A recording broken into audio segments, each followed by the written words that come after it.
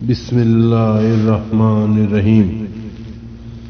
تھوڑی دیر کے بعد ڈونڈیا داغ گنے کے کھیتوں میں غائب ہو چکا تھا اور مراد علی منڈیر سے چند قدم پیچھے ساتھیوں کے ساتھ کھڑا تھا۔ اچانک باغ کے دائیں طرف سے بندوقوں کے دھماکوں کے ساتھ ساتھ ڈاکوؤں کی چیخ و پکار کی آوازیں سنائی دیں اور وہ پریشانی کی حالت میں باغ کے پچھلی طرف ہٹنے لگے۔ اتنی دیر میں مراد علی اور اس کے 3 ساتھی منڈیر کی آڑ سے لیٹ کر اپنی بندوقیں سیدھی کر چکے تھے۔ گھوڑوں کے قریب پہنچ کر ڈاکوؤں کی افراتفری کا یہ عالم تھا کہ کوئی رسی کھول رہا تھا، کوئی لگام پر جھپٹنے کی کوشش کر رہا تھا، کوئی اپنے گھوڑے کی رکاب میں پاؤں ڈال رہا تھا، دوسرا اس کا پاؤں کھینچ کر خود سوار ہونے کی کوشش کر رہا تھا۔ مراد علی نے فائر کرنے کا حکم دیا اور آن کی آن میں چند آدمی زمین پر ڈھیر ہو گئے۔ کسی نے بلند آواز میں کہا، بھاگو بھاگو، اپنی جانیں بچاؤ، ہم چاروں طرف سے گھیرے میں آ چکے ہیں۔ مراد علی نے باروب آواز میں کہا، تمہارے لیے کہیں کوئی بھاگنے کا رستہ نہیں، اپنے ہتھیار پھینک دو۔ چند ڈاکوؤں نے ہتھیار پھینک دیے، باقی چیختے چلاتے واپس مڑے۔ باغ کے عقب میں دائیں طرف سے گولیوں کی بچھاڑ نے انہیں بائیں طرف بھاگنے پر مجبور کر دیا۔ اس کے بعد مراد علی اور اس کے ساتھی تلواریں سونت کر باغ میں داخل ہو گئے اور شکست خوردہ ڈاکوؤں کو بھیڑ بکریوں کی طرح ہانکنے لگے۔ جن لوگوں کو گھوڑوں پر سوار ہونے کا موقع ملا تھا وہ باغ کے آگے جوڑ عبور کر کے مغرب کی طرف نکل گئے اور باقی پیدل ان کے پیچھے بھاگنے لگے۔ مراد علی کے ساتھی بھاگنے والوں کا پیچھا کرنے کا خیال چھوڑ کر ہتھیار ڈالنے والے ڈاکوؤں کو ایک جگہ جمع کرنے میں مصروف تھے۔ ڈونڈیا داغ ایک قوی ہیکل آدمی کے گلے میں رسی ڈال کر نمودار ہوا اور کہنے لگا، ہم نے ڈاکوؤں کے سردار کو گرفتار کر لیا ہے۔ اس کے ساتھی 4 آدمیوں کو گھیرے میں لیے ہوئے تھے۔ تھوڑی دیر کے بعد یہ لوگ اپنے قیدیوں سمیت باغ کو چھوڑ کر ایک کھلے میدان میں پہنچے۔ ڈونڈیا داغ نے ادھر ادھر دیکھنے کے بعد کہا، گاؤں کے لوگ ابھی تک سہمے ہوئے ہیں۔ مراد علی نے کہا، وہ شاید ہمیں بھی ڈاکوؤں کے ساتھی سمجھتے ہوں۔ ڈونڈیا داغ نے اپنے ساتھیوں کی طرف متوجہ ہو کر کہا کہ گاؤں کے لوگ ہماری طرف سے دوستی کا ثبوت حاصل کیے بغیر باہر نہیں آئیں گے، اس لیے ان قیدیوں کو درختوں کے ساتھ لٹکا دو اور سب سے پہلے ان کے سردار کو پھانسی دے دو۔ مراد علی نے کہہ کر، یہ لوگ ہتھیار ڈال چکے ہیں، میں یہ چاہتا ہوں کہ انہیں ادونی کی حکومت کے حوالے کر دیا جائے۔ ڈونڈیا داغ نے جواب دیا کہ ادونی میں جن کی حکومت ہے وہ میرے خیال میں ڈاکوؤں سے بھی بدتر ہیں۔ بہرحال وہ ان لوگوں کے متعلق کوئی فیصلہ نہیں کر سکتے۔ ڈاکوؤں کے سردار نے پر امید ہو کر کہا کہ سرکار، اگر آپ میری جان بخشی کر دیں تو میں بھگوان کی قسم کھاتا ہوں کہ آئندہ کوئی جرم نہیں کروں گا۔ مراد علی نے کہا، اگر اس علاقے میں لوگ تمہاری جان بخشی پر کوئی اعتراض نہ کریں تو ہمیں کوئی اعتراض نہ ہوگا۔ چند آدمی سامنے کھڑے یہ تماشا دیکھ رہے تھے۔ مراد علی نے آگے بڑھ کر بلند آواز میں کہا، بھائیو، ہم تمہارے دوست ہیں، ڈاکو بھاگ گئے ہیں اور اب تم باہر آ سکتے ہو۔ ڈونڈیا داغ اپنے ساتھیوں کی طرف متوجہ ہوا اور کہنے لگا کہ تم اب یہاں سے واپس چلے جاؤ، اب یہاں تمہاری ضرورت نہیں، صرف 8-10 آدمی رہ جائیں۔ اگر ڈاکوؤں کا کوئی گھوڑا تمہیں پسند آ جائے تو لے جاؤ، ورنہ گاؤں والوں کے لیے یہی رہنے دو، ہم ابھی جنگل میں تم سے آ ملیں گے۔ مراد نے کہا کہ ان سے کہیں کہ ایک آدمی میرا گھوڑا یہاں پہنچا دے، میں یہیں سے اس گاؤں کے سردار کی طرف روانہ ہو جاؤں گا۔ ڈونڈیا داغ کے ساتھی وہاں سے چل دیے اور تھوڑی دیر کے بعد 3 آدمی گاؤں سے نمودار ہوئے۔ مراد علی اور ڈونڈیا داغ نے آگے بڑھ کر ان کے ساتھ مصافحہ کیا اور پھر چند منٹ کے اندر اندر گاؤں کے لوگوں کا وہاں ہجوم لگ گیا۔ مراد علی سے کچھ دیر باتیں کرنے کے بعد وہ یک زبان ہو کر قیدیوں کو موت کے گھاٹ اتار دینے کا مطالبہ کر رہے تھے۔ اچانک دائیں سمت سے گھوڑوں کی ٹاپ سنائی دی اور تھوڑی دیر میں سر پٹ سوار نمودار ہوئے۔ سب سے آگے آنے والے سوار نے، جس کے لمبے اور سنہری بال ہوا میں لہرا رہے تھے، ہجوم کے قریب پہنچ کر اپنی پوری قوت کے ساتھ گھوڑے کی باگ کھینچی اور گاؤں کے لوگ ادھر ادھر ہٹ گئے۔ ایک ثانیہ کے لیے مراد علی کی نگاہیں اس کے چہرے پر مرکوز ہو گئیں۔ یہ ایک لڑکی تھی۔ مراد علی کو پہلی نظر میں یہ محسوس ہوا کہ وہ ایک دلکش تصویر ماضی کے دھندلکوں سے نکل کر اچانک اس کے سامنے آ گئی ہے۔ ایک عمر رسیدہ آدمی نے اس کے گھوڑے کی باگ پکڑتے ہوئے کہا، آپ نے بہت دیر لگا دی، لیکن شکر ہے کہ ان لوگوں کی بر وقت مدد سے ہمارا گاؤں بچ گیا۔ ڈاکو بھاگ گئے اور ان کا سردار چند آدمیوں سمیت گرفتار ہو چکا ہے۔ لڑکی نے ایک ہاتھ سے پیشانی پر بکھرے ہوئے بال پیچھے ہٹاتے ہوئے پوچھا کہ ڈاکوؤں کا سردار کہاں ہے؟ عمر رسیدہ آدمی نے ایک کبھی ہیکل آدمی کی طرف کہہ کر کہ جس کے ہاتھ پاؤں بندھے ہوئے تھے اشارہ کر دیا۔ لڑکی گھوڑے سے اتر کر سردار کی طرف بڑھی۔ مراد علی نے دبی زبان میں گاؤں کے ایک آدمی سے پوچھا، یہ کون ہے؟ یہ سردار اکبر خان کی بیٹی ہے۔ سمینا؟ جی ہاں۔ مراد علی اس نسوانی حسن اور مردانہ وقار کے ایک پیکر مجسم کی طرف دیکھنے کی بجائے تصور میں ایک بولی بالی اور نازک لڑکی کا تصور کر رہا تھا۔ سمینا اس کے پاس سے گزرتے ہوئے ڈاکو کے سردار کے پاس رکی اور اس نے ایک ثانیہ کے توقف کے بعد تماشائیوں کے ہجوم کی طرف دیکھ کر اچانک اپنی تلوار نیام سے نکالتے ہوئے کہا، یہ ابھی تک زندہ ہے، اور پھر پلٹ کر اچانک سردار پر یکے بعد دیگرے 2 وار کر دیے۔ جب اس نے تیسری بار ہاتھ اٹھایا تو مراد علی نے بھاگ کر اس کا ہاتھ پکڑ کر اسے ایک طرف دھکیل دیا اور کہنے لگا، بس کیجئے، وہ مر چکا ہے۔ سمینا نے غضبناک ہو کر مراد علی کی طرف دیکھا، لیکن اس کی آئینی گرفت میں بے بس ہو کر رہ گئی۔ چند سوار گھوڑوں سے کود کر آگے بڑھے، لیکن دیہاتیوں نے ان کا راستہ روک لیا اور چلا چلا کر کہا، انہوں نے ہماری مدد کی ہے، انہوں نے ہماری جان بچائی ہے۔ سمینا بڑے غور سے مراد علی کی طرف دیکھ رہی تھی۔ اس کا غصہ اب حیرت میں بدل چکا تھا۔ اس نے پوچھا کہ آپ کون ہیں؟ میں مراد علی ہوں۔ سمینا نے گردن جھکا لی اور مراد علی اس کا بازو چھوڑ کر ایک قدم پیچھے ہٹ گیا۔ تماشائی دم خود ہو کر ان کی طرف دیکھ رہے تھے۔ سمینا نے دوبارہ مراد علی کی طرف دیکھا تو اس کی آنکھوں میں آنسو چھلک رہے تھے۔ اس نے کہا کہ آپ کو علم نہیں کہ ان لوگوں نے ہمارے ساتھ کیا سلوک کیا ہے۔ مجھے معلوم ہے، لیکن میں یہ برداشت نہیں کر سکتا کہ تم… یہاں تک کہہ کر مراد علی کی زبان رک گئی۔ نہیں، آپ کو یہ معلوم نہیں ان لوگوں نے کس طریقے کے ساتھ میرے باپ اور بھائی کو قتل کیا ہے، ورنہ آپ میرا ہاتھ نہ پکڑتے۔ مراد علی کا پورا جسم کپا اٹھا اور اس نے کرب امیز لہجے میں کہا، نہیں، یہ مجھے معلوم نہ تھا۔ ڈھونڈیا داغ نے آگے بڑھتے ہوئے مراد علی کے کندھے پر ہاتھ رکھتے ہوئے کہا، میرے دوست، ایسے لوگوں پر رحم نہیں کھانا چاہیے۔ اب بتائیے کہ باقی قیدیوں کے متعلق آپ کا کیا فیصلہ ہے؟ مراد علی نے جواب دیا کہ مجھے ان لوگوں کے متعلق فیصلہ کرنے کا کوئی حق نہیں۔ سمینا نے کہا، اگر آپ ان لوگوں کی جان بخشی کرنا چاہتے ہیں تو مجھے کوئی اعتراض نہیں۔ مراد علی نے جواب دیا، یہ لوگ کسی رحم کے لیے مستحق نہیں، لیکن میں صرف یہ چاہتا ہوں کہ انہیں ادونی کی حکومت کے حوالے کر دیا جائے۔ سمینا نے کہا، ادونی کی حکومت کی طرف سے ہمیں ایسے فیصلوں کو پنچایتوں کے حوالے کر دینے کا حکم ہے۔ ڈھونڈیا داغ نے کہا کہ کاش میں آپ کی پنچایت کا فیصلہ دیکھ کر جاتا، لیکن اب مجھے دیر ہو رہی ہے۔ پھر وہ مراد علی کی طرف متوجہ ہوا، میں آپ کی واپسی کا انتظار کروں گا، اب مجھے اجازت دیجیے۔ سمینا نے پوچھا، آپ ان کے ساتھ آئے ہیں؟ جی ہاں، لیکن آپ مرٹے معلوم ہوتے ہیں۔ جی ہاں، لیکن ہر مرٹا ڈاکو نہیں ہوتا۔ آپ نے میرے قبیلے کے لوگوں کی مدد کی، میں آپ کی شکر گزار ہوں، لیکن آپ کہاں جا رہے ہیں؟ بہن، میں آپ کے پڑوس میں رہتا ہوں۔ کس جگہ؟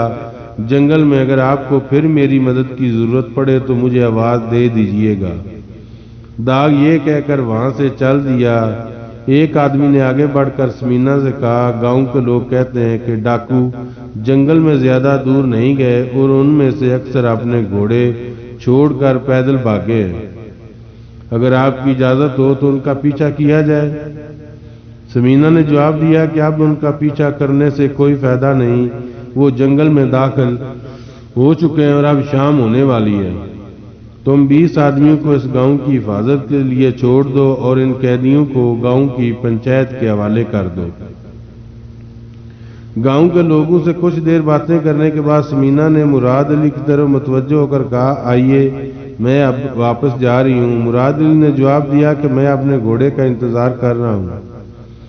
سمینہ نے پوچھا کہ آپ کا گھوڑا کہاں ہے؟ ہم ڈاکوؤں پر حملہ کرنے سے پہلے اپنے گھوڑے یہاں سے دور جنگل میں چھوڑ آئے تھے۔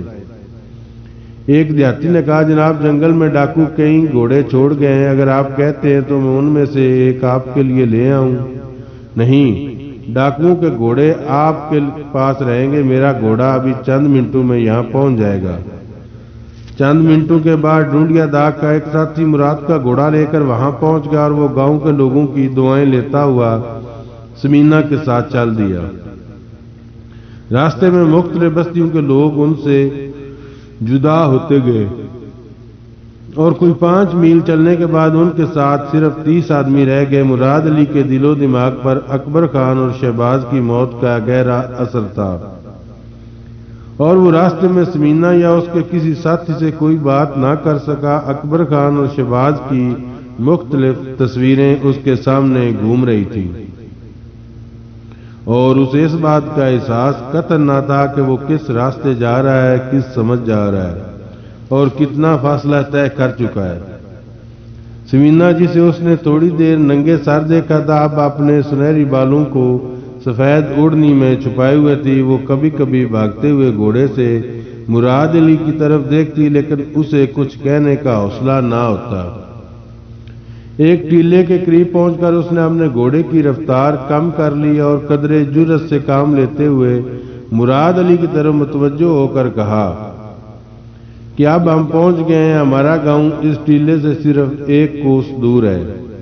مراد علی نے کہا، میں یہ سمجھتا تھا کہ آپ کا گاؤں اس بستی سے زیادہ دور نہیں ہوگا۔ سمینہ نے جواب دیا، وہ بستی سرحد کے قریب ہمارے قبیلے کی آخری بستی ہے اور ہمارے گاؤں سے کافی دور ہے۔ آپ کی امی جان اور بھائی کا کیا حال ہے؟ مراد علی نے جواب دیا، بھائی جان خیریت سے ہیں اور امی جان فوت ہو چکی ہیں۔ آپ کی امی جان کیسی ہیں؟ وہ ٹھیک ہیں۔ کچھ دیر دونوں خاموش رہے۔ بالآخر مراد علی نے پوچھا کہ چچا جان اور شہباز کب شہید ہوئے؟ انہیں شہید ہوئے 4 مہینے ہو چکے ہیں۔ تنویر اور ہاشم حیدرآباد میں ہیں۔ جی ہاں، وہ ابا جان اور بھائی جان کی شہادت کے بعد یہاں آئے تھے اور کوئی 1.5 مہینہ رہ کر واپس چلے گئے تھے۔ ٹیلا عبور کرنے کے بعد ان کے چند اور ساتھی راستے کی ایک بستی میں روک گئے اور سمینہ نے اپنے گھوڑے کو ایڑ لگاتے ہوئے کہا کہ اب ہمیں گھر جلدی پہنچنا چاہیے، امی جان پریشان ہو رہی ہوں گی۔ تھوڑی دیر کے بعد وہ گاؤں میں پہنچ گئے۔ آفتاب غروب ہو چکا تھا اور گاؤں کی مسجد سے اذان سنائی دے رہی تھی۔ مراد علی گھوڑے سے اتر پڑا اور سمینہ کی طرف متوجہ ہو کر بولا کہ میں نماز پڑھ کر آتا ہوں۔ ایک آدمی نے اس کے گھوڑے کی باگ پکڑ لی اور مراد علی اپنے کندھے سے بندوق اتار کر اس کے حوالے کرنے کے بعد مسجد کی طرف چل پڑا۔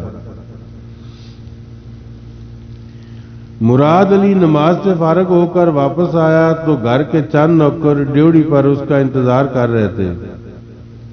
مراد علی ان کے ساتھ مصافحہ کر رہا تھا کہ ایک نوعمر لڑکا بھاگتا ہوا آیا اور اس نے کہا کہ جناب آپ کو بیگم صاحبہ نے بلایا ہے۔ مراد علی اس کے ساتھ چل دیا۔ مکان کے مردانہ حصے سے نکل کر وہ اندرونی ڈیوڑی کے ساتھ ایک کشادہ کمرے میں داخل ہوئے۔ کمرے میں چراغ روشن تھا اور وہ واپس چلا گیا اور مراد علی ایک کرسی پر بیٹھ گیا۔ کمرے میں دیواروں کے ساتھ جگہ جگہ شیروں اور چیتوں کی کھالیں لٹکی ہوئی تھیں۔ ایک کونے میں لکڑی کا ایک بڑا صندوق پڑا ہوا تھا۔ اکبر خان کی بیوہ کے ساتھ ملاقات اسے ایک صبر آزما مرحلہ محسوس ہو رہی تھی۔ بلقیس کمرے میں داخل ہوئی اور مراد علی نے انتہائی کوشش کے بعد جو الفاظ اور احساسات ذہن میں جمع کیے تھے وہ منتشر ہو کر رہ گئے۔ وہ کرسی سے اٹھا اور درزدی ہوئی آواز میں چچی جان السلام علیکم کہہ کر خاموش ہو گیا۔ بیٹا جیتے رہو، بلقیس یہ کہہ کر آگے بڑھی اور ایک ثانیہ توقف کے بعد کرسی پر بیٹھ گئی۔ مراد علی نے اس کے سامنے بیٹھتے ہوئے کہا کہ چچی جان مجھے ابھی تک چچا جان اور شہباز خان کی موت کا یقین نہیں آیا۔ بیٹا میں ان کی لاشیں دیکھ کر بھی اپنے آپ کو یہ دھوکہ دینے کی کوشش کر رہی تھی کہ وہ زندہ ہے، لیکن موت ایک ایسی حقیقت ہے جسے تسلیم کیے بغیر چارہ نہیں۔ ہم سب اس سال حج پر جانے کا ارادہ کر رہے تھے اور تمہارے چچا جان کی خواہش تھی کہ وہ حج پر روانہ ہونا سے پہلے ہم چند دن کے لیے سرنگا پٹم جائیں گے۔ سمینہ نے مجھے تمہاری امی جان کی وفات کی خبر سنائی ہے، مجھے بہت افسوس ہوا ہے۔ چچی جان میں ایک مدت سے یہاں آنے کا ارادہ کر رہا تھا، لیکن حالات ایسے تھے کہ میں آپ کی خدمت میں حاضر نہ ہو سکا۔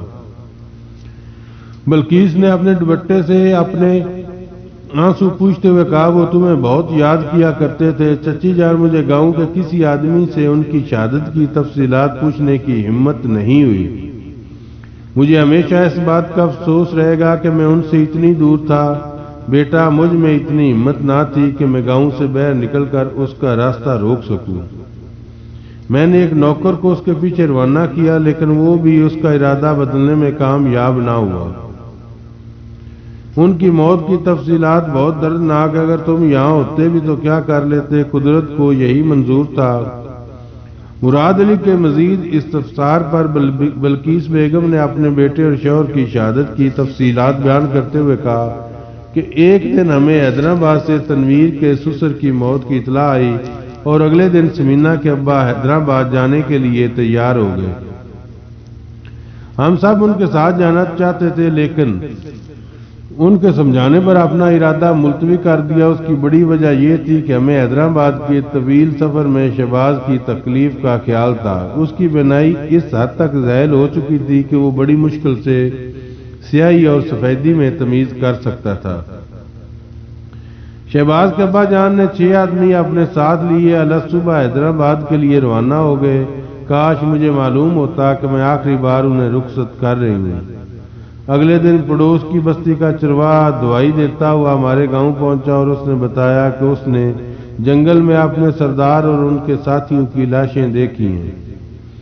آن کی آن میں گاؤں کے لوگ گھوڑے پر سوار ہو کر ان کے ساتھ روانہ ہو گئے۔ مجھے کچھ دیر کے لیے اپنا ہوش نہ تھا۔ جب میرے آواز درست ہوئے تو مجھے پتا چلا کہ شہباز بھی ان کے ساتھ ہی چلا گیا ہے۔ سمینہ اپنے بھائی کے پیچھے جانے پر بضد تھی، لیکن میں نے اسے روک لیا۔ شام کے وقت جب گاؤں کے لوگ واپس آئے تو اپنے گھوڑوں پر تمہارے چچا جان اور شہباز کے علاوہ 14 اور آدمیوں کی لاشیں لادے ہوئے تھے۔ گاؤں کے لوگوں نے ہمیں بتایا کہ وہ یہاں سے چند میل دور جنگل میں پہنچے تو ایک درخت کے ساتھ سمینہ کے ابا اور ان کے ساتھیوں کی لاشیں لٹک رہی تھیں، اور جب وہ درخت سے لاشیں اتار رہے تھے تو پاس ہی کسی گھنی جھاڑیوں سے گولیوں کی بچھاڑ آئی اور ہمارے چند آدمی زخمی ہو کر گر پڑے۔ ہمارے آدمی نے جوابی حملہ کیا اور مرہٹے زخمی ہو کر بھاگ گئے۔ انہوں نے 5 مرہٹوں کو زندہ گرفتار کر لیا۔ ان سے بات پرس کی تو پتہ چلا کہ مرہٹوں کی باقاعدہ فوج کے چند آدمی میسور کی جنگ سے فارغ ہو کر ادھر آ گئے اور وہ سرحدی ڈاکوؤں کی رہنمائی کر رہے ہیں۔ گاؤں کے لوگ کہتے ہیں کہ ڈاکوؤں کی پہلی گولی شہباز کے سینے پر لگی تھی اور اس نے گرتے ہی دم توڑ دیا تھا۔ ان کا سایہ اٹھنے کی دیر تھی کہ سرحد پار کے وہ ڈاکو جو اس سرزمین پر پاؤں رکھنے کی جرت نہیں کرتے تھے شیر ہو گئے، اور انہوں نے 10 دن بعد اس علاقے کی ایک ایسی بستی پر حملہ کر دیا۔ ہمارے گاؤں کے چند آدمی یہ اطلاع ملتے ہی حملہ آوروں کے مقابلے پر جانے کے لیے تیار ہو گئے، لیکن گاؤں کی اکثریت ان کا ساتھ دینے میں پس و پیش کر رہی تھی۔ جب وہ ہمارے مکان کے سامنے کھڑے ہو کر بحث کر رہے تھے تو سمینہ مکان کی ڈیوڑی میں سے ان کی باتیں سن رہی تھی۔ تھوڑی دیر بعد नौकर भागते हुए मेरे पास आए और उन्होंने ये इतला दी कि समीना घोड़े पर सवार होकर बाहर निकल गई है। और मैं जल्दी से ड्योढ़ी में पहुंची तो वो समीना घोड़े की जीन पर सवार होकर तकरीर कर रही थी। गांव के लोग अपने सरदार की बेटी के मुंह से बुज़दिली और बेगैरती के ताने बर्दाश्त ना कर सके और आन की आन में हर बूढ़ा हर जवान लड़ाई पर जाने के लिए तैयार हो गया। जब वो सवार होकर यहाँ से निकले तो समीना का घोड़ा सबसे आगे था। मुझ में इतनी हिम्मत ना थी कि मैं आगे बढ़कर उसका रास्ता रोक सकूं। मैंने एक नौकर को उसके पीछे रवाना किया, लेकिन वो उसका रास्ता रोकने में कामयाब ना हो सका। रास्ते में गांव के लोग भी उसको समझाते रहे, लेकिन वो सबको यही जवाब देती थी कि मैं सरदार अकबर खान की बेटी हूं, अपने गांव के लोगों की हिफाजत करना मेरी जिम्मेदारी है। और रास्ते में कई और बस्तियों के लोग उनके साथ शामिल हो गए और दोपहर के वक्त हमें ये इतला मिली कि लुटेरे 30 लाशें मैदान में छोड़कर भाग गए हैं और 10 आदमियों को गिरफ्तार कर लिया गया है। जब शाम के वक्त समीना आई तो उसने मुझे ये खबर सुनाई कि कैदियों को उसी दरख्त के साथ फांसी दे दी गई है जिस दरख्त के साथ उसके साथियों और अब्बा जान की लाशें पाई गई थीं। कबीले के लोगों ने अपने सरदार की मौत के बाद हमारे खानदान के एक बासर आदमी के सर पर पगड़ी बांध दी थी, लेकिन इस वाक़े के बाद समीना का रुतबा सरदार से बुलंद समझा जाता है और कबीले के लोग उसके इशारों पर जान देते हैं। हाशिम और उसके खानदान के कई लोग ताज़ियत के लिए यहाँ आए थे और वो हमें अपने साथ हैदराबाद ले जाने पर मुयस्सर थे। मैं भी ये महसूस करती थी कि ये जगह हमारे लिए महफूज नहीं, लेकिन कबीले के लोगों की इल्तिजाओं ने हमें अपना इरादा बदलने पर मजबूर कर दिया। नया सरदार हर गांव के बासर अफराद का एक वफद लेकर हमारे पास आया और उसने कहा, अगर आप लोग चले गए तो हम में से कोई भी यहाँ रहना पसंद नहीं करेगा। इस इलाके के लोगों को हौसला बुलंद रखने के लिए समीना का यहाँ रहना जरूरी है। और समीना ये कहती थी कि मैं आखिरी दम तक अपने कबीले का साथ छोड़ना पसंद नहीं करूंगी। समीना के अब्बा जान कहा करते थे कि मेरी भोली वाली समीना अपने सीने में एक शेर का दिल रखती है। आज हमारा सारा कबीला उसकी बहादुरी के गीत गाता है। शहबाज खान और उसके अब्बा जान की वफात के 2 महीनों के बाद मरट्टू ने दोबारा सारा अबूर करके हमारी बस्तियों को लूटने की कोशिश की, लेकिन समीना ने चंद खून रेज लड़ाइयों के बाद उन्हें फिर भगा दिया था। इसके बाद कुछ देर अमन रहा, लेकिन गुज़श्ता चंद दिन से डाकुओं ने फिर लूट मार शुरू कर दी है। बल्कीस यहाँ तय कहकर खामोश हो गई। मुराद अली ने कहा, चची जान, आज मुझे समीना की जुर्रत ने बहुत मुतासर किया, लेकिन इसके बावजूद मैं ये समझता हूँ कि चचा जान और शहबाज की मौत के बाद आपका यहाँ रहना मुनासिब नहीं। मैं भी यही समझती हूँ, लेकिन समीना की मर्जी के खिलाफ मेरे लिए ये घर छोड़ना मुमकिन नहीं। वो ये समझती है कि हमारा यहाँ से जाना अपने कबीले के साथ बेवफाई और बदअहदी के मुतरादिफ होगा।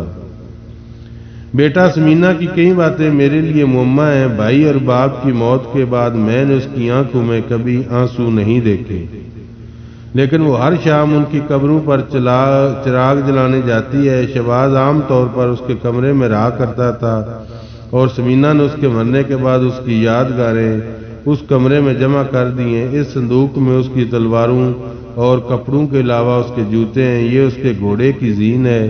कमरे की दीवारों के साथ उसके शिकार किए हुए शेरों और चीतों की खालें लटक रही हैं। इस कमरे को हमेशा कुफल लगा रहता है और समीना अपने सिवा किसी और को इसकी सफाई करने की भी इजाजत नहीं देती।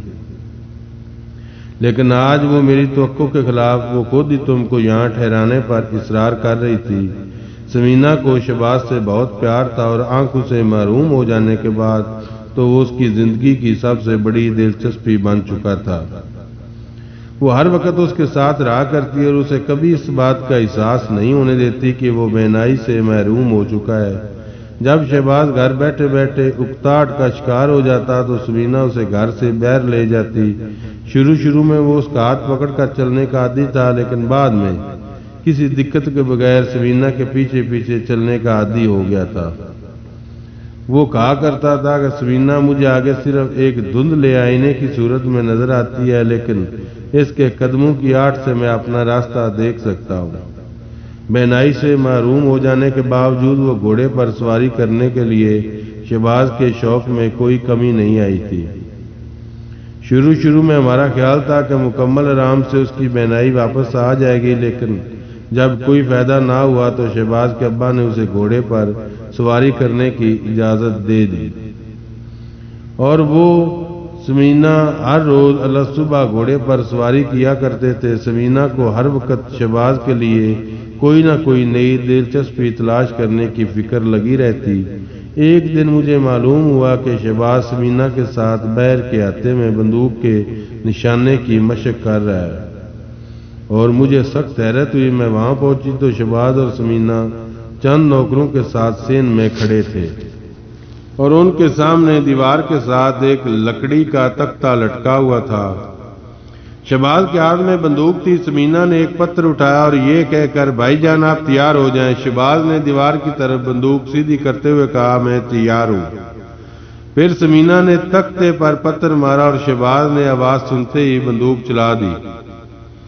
میں نے دیکھا کہ جس جگہ سمینہ کا پتھر لگا تھا اس کے قریب ہی شہباز کی بندوق سے دیوار میں سوراخ ہو گیا تھا۔ ایک نوکر نے خالی بندوق اس کے ہاتھ سے پکڑ لی اور پھر بھری ہوئی بندوق اس کے ہاتھ میں دے دی۔ شہباز نے اسی طرح کئی فائر کیے اور میں وہاں کھڑی دیکھتی رہی۔ جب سمینہ نے اسے یہ بتایا کہ آپ کا نشانہ میرے پتھر کے بالکل قریب لگا ہے تو اس کا چہرہ خوشی سے دمک اٹھتا۔ تھوڑی دیر کے بعد اس کے ابا جان بھی آ گئے۔ انہوں نے یہ تماشا دیکھا تو مسکراتے ہوئے دبوں پہ آ کر ہمارے قریب کھڑے ہو گئے۔ شہباز کے چند نشانے دیکھنے کے بعد انہوں نے ایک لمبی چھری منگوائی اور کہا بیٹا اب سمینہ کی بجائے میں تمہاری رہنمائی کرتا ہوں۔ یہ کہہ کر وہ دیوار کی طرف بڑھے اور تختے کے بالکل قریب کھڑے ہو گئے۔ پھر انہوں نے چھری کی نوک سے تختے پر ٹھک ٹھک کرنے کے بعد شہباز کو فائر کرنے کے لیے کہا تو وہ بولا ابا جان مجھے آپ کی آواز اپنے ہدف کے بالکل قریب سنائی دے رہی ہے۔ انہوں نے جواب دیا تم میری فکر نہ کرو، میں تختے سے کافی دور ہوں، اب تیار ہو جاؤ۔ یہ کہہ کر انہوں نے تختے پر دوبارہ ٹھک ٹھک کی اور شہباز نے گولی چلا دی۔ اس کا نشانہ بالکل صحیح تھا۔ اس کے بعد چند ہفتوں میں شہباز کو اتنی مشق ہو گئی تھی کہ وہ 50-60 قدم سے ٹھک ٹھک سن کر نشانے لگا سکتا تھا، اور سمینہ اسے اپنی زندگی کا ایک بہت بڑا کارنامہ سمجھتی تھی۔ سمینہ میرے سامنے کبھی اپنے بھائی یا ابا جان کا ذکر نہیں کرتی، لیکن میں یہ سمجھتی ہوں کہ اس کی زندگی میری نسبت زیادہ المناک ہے۔ میں اپنی بپتا دوسروں کو سنا کر دل کا بوجھ ہلکا کر لیتی ہوں، لیکن وہ اپنے غم میں کسی کو حصہ دار بنانا پسند نہیں کرتی۔ ایک نوکر نے کمرے میں جھانکتے ہوئے کہا جناب گاؤں کے لوگ باہر جمع ہو رہے ہیں اور وہ آپ سے ملنا چاہتے ہیں۔ بلقیس نے کہا تم انہیں بٹھاؤ، یہ اب کھانا کھا کر جائیں گے۔ مراد علی نے کہا چچی جان یہ بہتر نہ ہوگا کہ میں کھانا کھانے سے پہلے انہیں مل آؤں۔ نہیں بیٹا تمہیں وہاں دیر لگ جائے گی، میں کھانا بھیجتی ہوں۔ بلقیس یہ کہہ کر وہاں سے اٹھی اور کمرے سے باہر نکل گئی۔ رات کے 10 بجے مراد علی اسی کمرے میں بستر پر لیٹا ہوا تھا۔ دن بھر کے واقعات ایک خواب معلوم ہوتے تھے۔ سمینہ اس کم سن اور بھولی بالی لڑکی سے کس قدر مختلف تھی جسے اس نے پہلی بار اس گھر میں دیکھا تھا، اور جس کے تصور سے ہونٹوں پر مسکراہٹ آ جاتی تھی، اور وہ یہ سوچا کرتا تھا کہ اب سمینہ بڑی ہو چکی ہوگی، شاید وہ مجھے دیکھ کر تو پہچان بھی نہ پائے اور شاید میں بھی اسے پہچان نہ پاؤں، اور چند سالوں کے بعد تو اسے میرا نام تک یاد نہ رہے گا۔ سرنگا پٹم سے روانہ ہونے کے وقت کے بعد راستے کی منازل میں اکبر خان اور شہباز خان کے ساتھ کی گئی ملاقاتوں کے تصور میں کبھی کبھار اس کے تصور میں مبہم سی سمینہ کی تصویر آ جاتی، اور وہ تھوڑی دیر کے لیے بھول جاتا کہ اس کے ماضی اور حال کے درمیان 6 سال کا عرصہ حائل ہے۔ پھر اسے جب اچانک یہ خیال آتا کہ سمینہ اب جوان ہو چکی ہوگی اور اس کے سامنے آنے سے اجتناب کرے گی تو اسے ایک بے نام سی الجھن ہونے لگتی۔ اب وہ سمینہ کو دیکھ چکا تھا لیکن اس کی الجھن کم ہونے کے بجائے زیادہ ہونے لگی۔ وقت کا یہ انقلاب جس نے اکبر خان کی بیٹی اور شہباز خان کی بہن کو پھولوں سے کھیلنے کے بجائے تلوار اٹھانے پر مجبور کر دیا تھا۔ مراد علی کے لیے ناقابل برداشت تھا۔ وہ بار بار اپنے دل میں کہہ رہا تھا کہ سمینہ سمینہ، کاش میں تمام عمر تمہارے گھر کے دروازے پر پہرا دے سکتا، کاش میں انسانیت کے خرمن سے ظلم و وحشت کی وہ آگ بجھا سکتا جس کی حرارت نے تمہیں گھر سے باہر نکلنے پر مجبور کر دیا ہے۔